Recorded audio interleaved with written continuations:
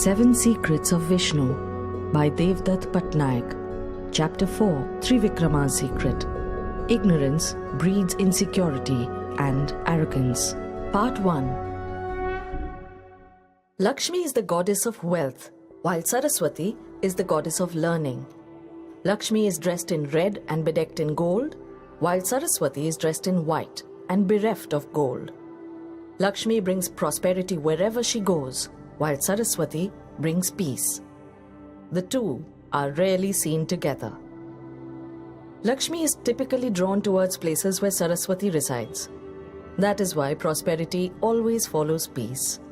However, when Lakshmi comes, attention shifts from Saraswati to Lakshmi. Enraged, Saraswati leaves.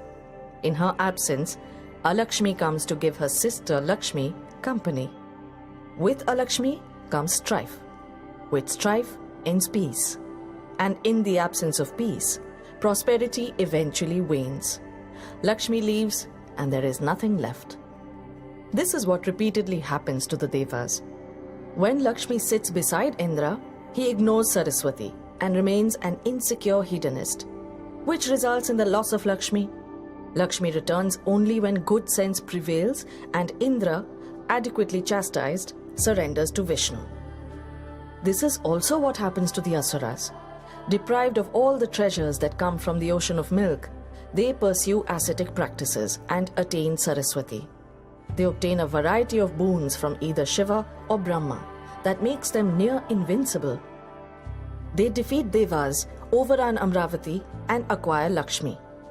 But with the acquisition of wealth and power, they ignore Saraswati, become arrogant, and the resulting hubris heralds their downfall at the hands of Vishnu. Devas and Asuras focus on either Saraswati or Lakshmi at any one time. Vishnu, however, focuses on both goddesses at all times. Lakshmi is Vishnu's BHOGA-PATNI, connecting him with the earthly needs of man. Saraswati is Vishnu's Moksha-PATNI, connecting him with the spiritual needs of man.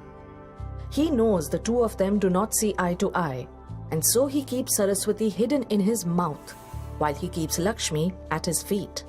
Thus he manages to create harmony between them.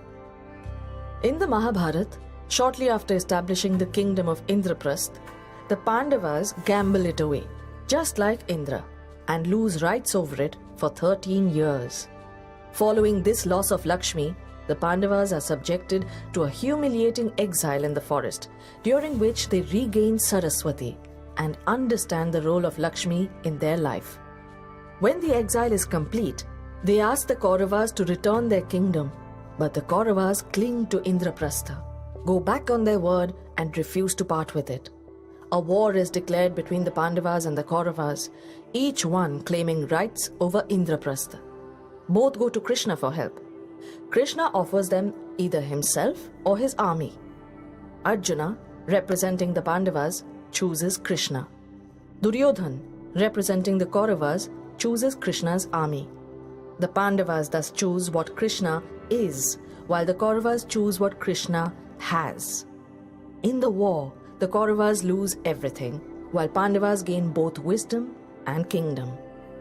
The quest for Saraswati is the journey from Brahma to Brahman, from Jivatma to Paramatma, from finite to infinite. This is a journey of what I have to what I am. But in Maya, we equate what I have with what I am. Mine becomes me. The more I have, the greater I feel I am. We construct a self-image of ourselves. This is delusion. This is the path the Asuras take after they are denied wealth and immortality after the churning of the ocean of milk. Rather than pursuing Saraswati, they pursue Lakshmi. They delude themselves that acquisition of Lakshmi will make them immortal and all-powerful. They do not realize that despite having Lakshmi, Devas are insecure and eternally anxious. And so, an Asura called Hiranyaksha drags Bhudevi, the earth goddess, to the bottom of the sea and claims her for himself. He declares himself to be her master. This is delusion. The earth belongs to no one. To claim ownership of her or parts of her stems from ignorance. The abduction of Bhudevi by Hiranyaksha alarms the Devas, who complain to their father Brahma. Brahma hears Bhudevi's wailing. In rage, Brahma's nostrils flare. From one of the flaring nostrils emerges a wild boar with long, resplendent tusks. It is Vishnu in the form of Varaha.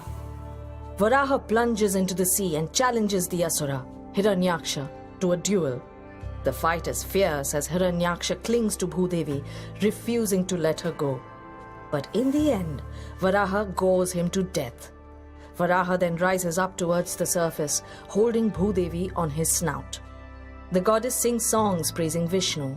She declares him Bhupati, the lord of earth, her husband. He promises to take care of her. If anyone treats you with disrespect, they will answer to me, says Vishnu.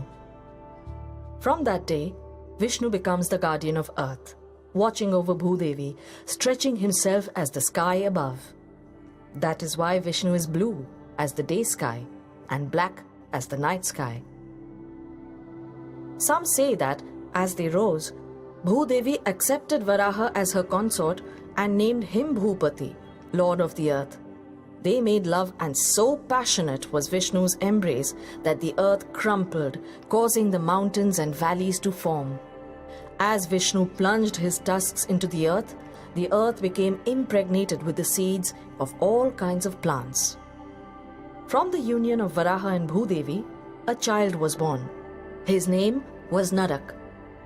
Though the son of Vishnu, he was an Asura, and like all Asuras, he craved power. He invoked Brahma and asked for immortality. When denied that, he said, "May I be killed if I attack my mother," sure that he would never harm the earth. Brahma gave Narak the boon he sought, and sure enough, empowered by the boon, he overran the abode of the Devas and laid claim to Indra's umbrella and Aditi's earrings. Narak was challenged to a duel by Krishna. Narak saw that beside Krishna sat his queen, Satyabhama. He did not realize that Krishna and Satyabhama were the mortal incarnations of Vishnu and Bhudevi. In other words, they were his parents. He hurled his weapon at Krishna. It hit Satyabhama. In doing so, Narak had struck his mother. Instantly, he became vulnerable to the weapons of Krishna and was killed as a result. Images of Narak, the Asura, are burned along the Konkan coast during Diwali celebrations. Diwali, the festival of lights, coincides with the autumn harvest. It is the festival that celebrates the arrival of Lakshmi. Here, the creator of the Asura and the destroyer are both Vishnu, perhaps alluding to the fact that the farmer who sows the seed is also the one who cuts the crop.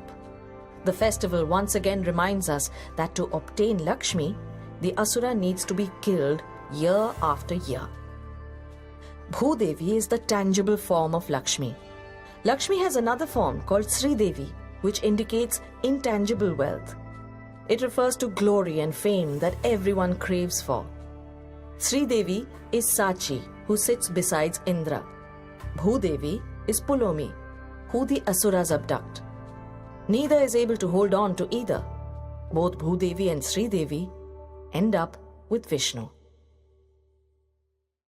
जब चाहो on हो जाओ, epic on चलाओ. Available across all devices.